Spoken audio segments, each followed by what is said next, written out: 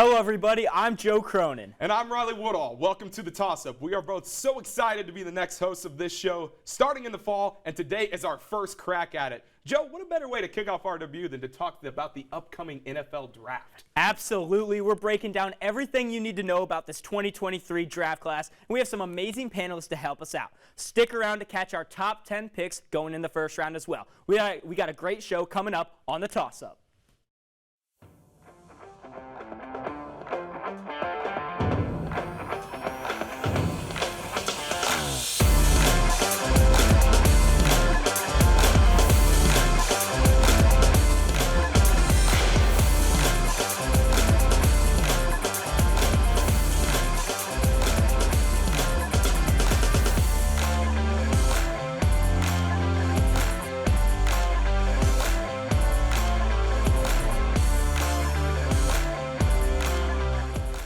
Well, it's one of the biggest weekends in sports, and it's just a few weeks away. The 2023 NFL Draft has fans, analysts, and media outlets buzzing over storylines, potential trades, player head-to-heads, and, of course, the notorious #1 overall pick. Will it be a show-stopping quarterback like C.J. Stroud and Bryce Young, or a defensive powerhouse in Will Anderson and Jalen Carter? We're here to break that all down for you, and we have an amazing cast of characters to do it. Kylee Corman, Carlo Barone, and, of course, my co-host, Joe Cronin. Guys, thank you so much for coming on the show. Kylee, I'm going to start with you. We'll jump right into it. The Panthers gave up 4 picks, as well as DJ Moore, to trade up and get the first overall pick. Was it worth it?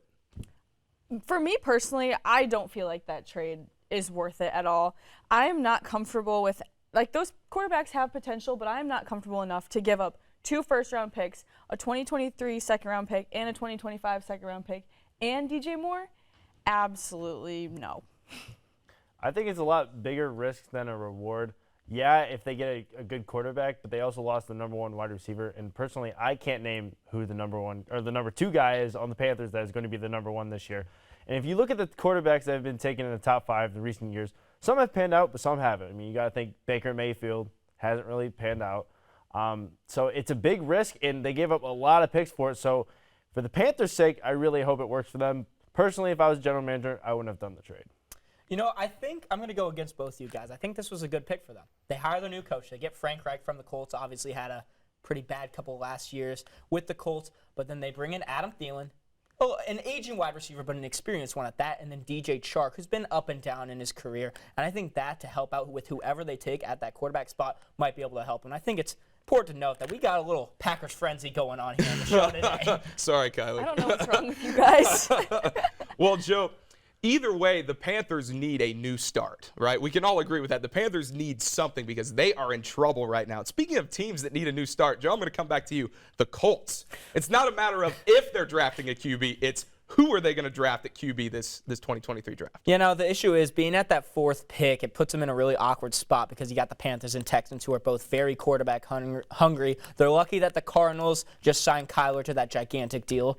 Whether it was worth it or not is really up for grabs, but I mean, that settles you with either that Anthony Richardson or Will Levis. They've liked both of them at their pro days, and that's a big thing, and the pro days have been kind of a surge for these quarterbacks. I think they go with Anthony Richardson. It's going to add a new life. He's an athletic quarterback, a lot of raw talent. That's something that a lot of people that are talking about, especially the scouts, and I think if you can build around that, get some receivers on his side, buff up that O-line a little bit, Anthony Richardson could be one of the top quarterbacks in this class.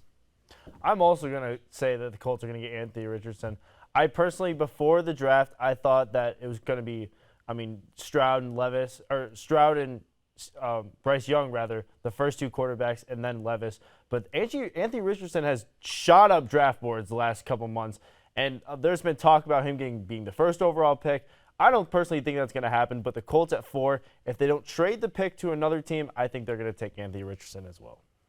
See, I'm gonna say that Anthony Richardson goes here, but I'm gonna say that the Colts trade that pick to the Ravens for Lamar, and the Ravens take Anthony Richardson. I don't know that the Colts are comfortable taking a risk on a rookie quarterback, especially when they're not going to be getting C.J. Stroud or Bryce Young. So Lamar is a lot to give up for the Colts, but I could see them doing that. I think a thing that Richardson and potentially Lamar Jackson could bring too is like some speed. The Colts really haven't had that quarterback, and in a league now where teams are they have so much more of a leg up on competition if they have a mobile QB, because they have to account for the defenses have to account for another man in the box. So I think they can't really go wrong. Richardson would probably be my pick as well. But we got a little bit of a timeout in the action before we go to break because it's time for Who You Got. I got 6 questions for the man in the house, Justin Lemke, who's with me. He's going to give me his knee-jerk response. So, Justin, I'm going to kick it off to you, my man. You got a quarterback battle on your hands. Who goes first, Bryce Young or C.J. Stroud? I got to be honest, for me, it's pretty simple. I think it's C.J. Stroud. The Panthers, they can't make a lot of mistakes. C.J. Stroud doesn't make a lot of mistakes. I think that's the answer.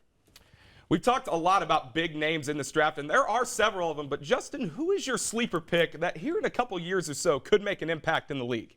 I think a guy out of Georgia, cornerback, Kylee Ringo, is really good. He's projected to be about the 5th or 6th cornerback off the board, and he only allowed 147 yards on man coverage.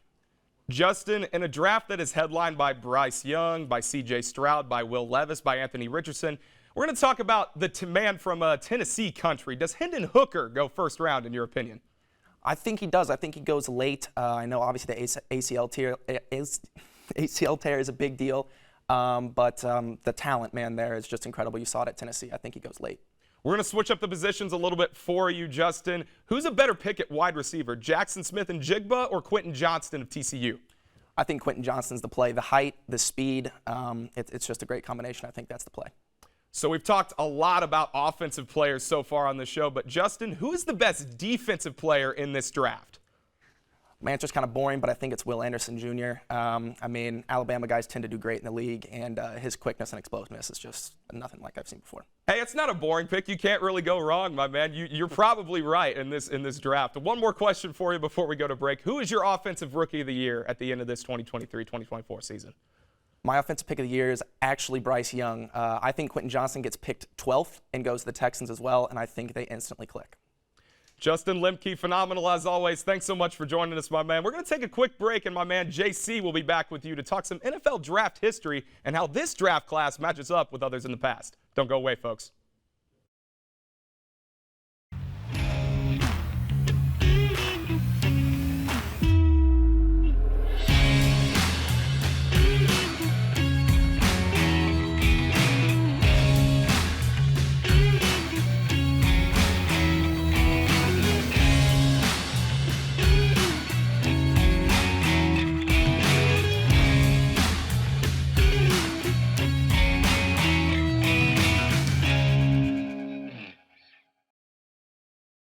And welcome back to the Toss Up. I'm going to be taking over. Joe Cronin here. Same crew as always. Riley and I just did a little switcheroo. We're going to be breaking out the history books and possibly the Venn diagrams. Talk a little bit about the evolution of the draft and comparing some of the positions of this class to a few years past. So, Kylie, I'll ask you this first. When the term bust comes to mind, who is someone you think of? Josh Rosen immediately. He was 10th overall. He had a history of not being very grateful for even being drafted. He thought he should have gone first, second, or third. The Rosen one. He only was a starter for 1 year. He was 3-10 with the Cardinals and had a 55% completion rate. That's a great pick, Carlo. Ouch. Not to mention one of those 3 wins was against the Packers in Lambeau. Didn't hurt any less. That was the era, though. But when I think of bust, obviously I'm a little biased with repping the green and gold on today's show, but I think of bust. I think of Kevin White. 28 career receptions, drafted 7th overall. When you think 7th overall, you got to think, Justin Jefferson was around picked 20. 7th overall is 13 players ahead of that. It doesn't get much worse than that at wide receiver, especially for Chicago, who has not had a very good wide receiver one outside of Allen Robinson's 2018 season in a long time. I'm going to switch it up a little bit on you guys. I'm going to go the number 28 pick in the 2014 draft, and that's Kelvin Benjamin to the Carolina Panthers. And I know, switching it up just a little bit. He had a great rookie season, over 1,000 receiving yards and then 9 touchdowns. And after that, he kind of just fell off. He kind of got the injury bug a little bit and never really gelled together with Cam Newton at all. And sooner or later, you look at him and he's sipping tea with a few different teams in his career, and he's out by 2021. So I like the bold take. I think mine would have been Corey Davis, still a starting wide receiver, but he was picked 5th overall in his draft, and he has never eclipsed 1,000 yards in a season. I think that's really the testament of a wide receiver picked in that top 10. Next question on the board. We talked a lot about the first round, talked a lot about the quarterbacks. We're going to go beyond. Second day and past. What do you think the best position to draft past the first round is? Riley, we'll go for you first. So I'm going to go on the defensive side of things, and I'm actually going to go inside linebacker. I'm a defensive guy at heart, and I think that's really a position where defense is kind of, you really have to have confidence there, and especially with how high-scoring offenses now are in the NFL, you have to have speed on that side of the ball to not only fill run gaps, but also make tackles in the open field against quarterbacks now that are just absolutely insane in the open field. And defensively, you have to be able to bolster that position up really, really well. You have to have somebody that's really big in size, but also extremely athletic at the same time. So you kind of got to marry those two together. So for me, it's inside linebacker. Carlo. I'm going to stay on the defensive side of the ball. I think it's defensive line and defensive end. Kind of the two positions kind of go together. But I would say, it's one of the best positions in the entire class for this year. Top two, no doubt. But when you have a good defensive end or good run stopper in the middle, that makes a huge difference for teams. And you've seen guys like the Bosa twins, Khalil Mack in his prime, come and they're just complete game wreckers. Aaron Donald, you have to base your game plan around them. So when you have guys like that in such a good class like this, don't be surprised for teams to reach for those lower half of the defensive ends or defensive tackles that might be projected maybe early second round. Maybe a team will get them early at the late first. Kylee? I honestly think an argument could be made for any position. At this point in the game, every position has the opportunity to be a huge playmaker, but I'm going to go with you guys. I think defensive line is something that we're going to see more in this specific draft. Surprised no one said running back. Isaiah Pacheco, 7th-round pick, won a Super Bowl, was averaging, 6 yards per carry in the Super Bowl as well. That was a great option. You see Derrick Henry was a 2nd-round pick as well. Now we get to our Venn diagram, a little bit of comparison. We're going to start with this receiving class and go back just around 5 years. Where do you think this receiving class ranks with some of the other classes that we've seen in the past couple of years? Carl, we'll go to you first. Well, I would say this doesn't really have the stars that the other classes have had, but it might have the depth that the other classes don't have.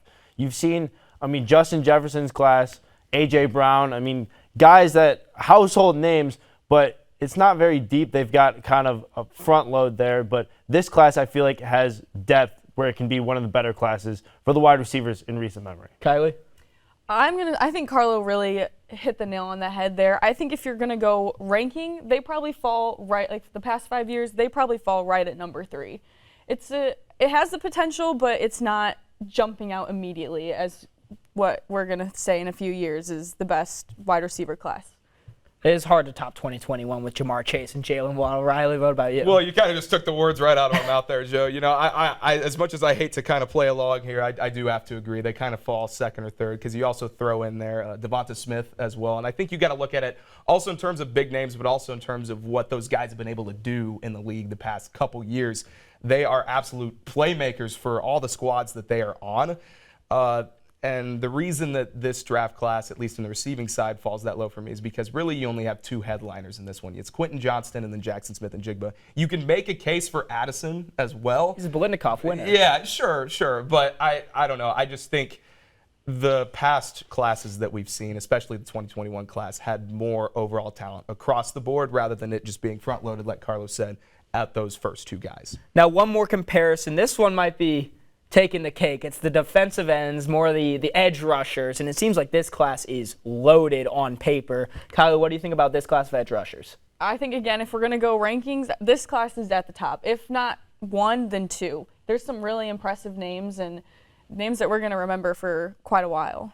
Carlo? I think this is hands down one of the best classes for edge rushers we've seen all time. It has the potential to be a very, very good class. Multiple Pro Bowlers in the first 10 picks. You got to think Jalen Carter's defensive line. Miles Johnson. But I think that this class could be very, very good. I'm going to switch it up. I'm going to go against the grain here. I'll say last year's class. Why not? You can hate me or not. The 2022 class, Aiden Hutchinson. Come on. You got to give him credit. Trayvon Walker was the first pick, and he had 3 sacks. True. But you only gave the guys 1 year. Yes, he was garbage. Yeah, Walker was absolute garbage. We can all admit that. But you got to give these guys a couple more years to really make some noise. Yes, the defensive side of the ball, especially the edge rushers, is stacked, as we've mentioned, in this class this year. But I'll buy it. I'll play devil's advocate. I'll say the three guys that were really headlining the draft last year with Aiden Hutchinson and Walker as well can make their case here in the next couple years. Okay, I mean, this is just a waiting and see game. All of it comes down to really speculation. But before we go, it's what we've all been waiting for, IUS TV's own NFL mock draft of the top 10 picks, where myself, Riley, Kylee, and Carlo will be acting as the teams on the clock to draft what could be their next superstar. Kylee, you're going to be on the board first as the Carolina Panthers. Who are you picking? It's obviously between Bryce Young and C.J. Stroud, and historically, in the past few years, the Ohio State quarterbacks have not been doing it for me. I'm taking Bryce Young. I mean, she took the words out of my mouth. I'm going to have to go to C.J. Stroud. He's the consensus number 1, number 2 overall pick, whoever doesn't get picked first. Now we're over to the Arizona Cardinals. Is that your pick on the Texans? Yeah, Texans. Texans pick. Now we're over to the Arizona Cardinals. That's for me. I'm picking best available, Will Anderson. I mean, he's been a freak athlete since he was a sophomore, 2 consecutive years at Alabama, being that top guy. 4th pick, Indianapolis Colts. This one should be fun. I'm going Anthony Richardson. You got it. You got to have a quarterback. It's obvious. We've talked about it. The Colts need a quarterback, and I think Anthony Richardson. He's a big body and he's also fast. A 4.40 as a quarterback? Are you kidding me? Sign me up. If I'm the Colts, I am snagging him immediately because you need an energizer. You need somebody at that position if you're the Colts. I think Richardson has the ability, with a little bit of help around him, to really turn this franchise around in the next couple years. Broncos country was certainly not riding last season. They gave up their 5th overall pick in that Russell Wilson trade. Kylee, you're on the clock as the Seattle Seahawks. Who are you taking? Geno Smith showed up some really impressive things last year. I think you invest in that. Go offensive line, offensive tackle, Broderick Jones from Georgia. Wow. We're taking offensive tackle off the board first. Carlo, you're on the clock. Another trade that was made in the Goff Stafford trade. Detroit Lions at number 6. They were a solid team. I would say Christian Gonzalez, out of the cornerback out of Oregon. He's a very athletic playmaker, and you need guys in the secondary that can make plays even when you have a good defense if you're giving up a lot of yards. A playmaker like him in the secondary, like you mentioned before the show, they already signed 2 cornerbacks as well, I feel like would really solidify their secondary. Looks like I've been honored with one of the worst drafting teams in the first round ever. You can look at the math. The Las Vegas Raiders, we don't have to name those guys. You know, personally, I think they're smart and take someone like Tyree Wilson, the edge rusher from Texas Tech. Realistically, I could see them drafting Will Levis just out of spite of Jimmy Garoppolo. Riley, the 8th pick, up to you. Falcons. Oh, man. Okay. I don't want to dog on you here, Carlos. So I'll just say Myles Murphy. I'm sorry. I don't want to dog on you too much about that. But Myles Murphy, this is a team, we'll get back to it, that had 20 sacks last year. That's tied for last in the league last year in sacks. The Falcons really need help on all sides of the ball, but specifically, I think if you start at the interior defensive line, I think Myles is definitely somebody that you can go with, that you can rely upon, and he's a young guy. He can bring that speed. He can bring that power. And with that, I think the Falcons have a chance to really turn their defense around, and that will hopefully translate over for them this coming season. Now to the team that had all the leverage in the world, the young quarterback who's still proving himself, Chicago Bears at number 9. Kylie, you taking? I think the Bears have been really searching for their wide receiver. We've seen Chase Claypool, now DJ Moore. I still think they're going to draft one. I think they're taking JSN, Jackson Smith, and Njigba. And rounding out our top 10, somehow the runner-ups of the Super Bowl found their way after the trade with New Orleans, the Philadelphia Eagles. Carlo, who you got? No pressure, Carlo. No pressure. I think they're going to take Luke Van Ness. You've seen a lot of their starters from their Super Bowl team kind of leave on their defensive side of the ball. So I think drafting a new defensive end will give the defensive line some new energy, a new playmaker to throw in there to give those veterans a rest that they still have in the roster. Well, it's just a waiting game, like I mentioned before, but that's going to wrap it up for this week's show. Be sure to continue the discussion and follow us on Instagram and Twitter at IUSTV Sports. Be sure to comment down below your top 10 picks for the 2023 NFL Draft teams you think are in the best position, players that would do better in a different spot. Last-second trades that may happen, let us know in the comments. With that, there's one thing left to do. Toss it up, find out if we'll catch it. We'll see you next week.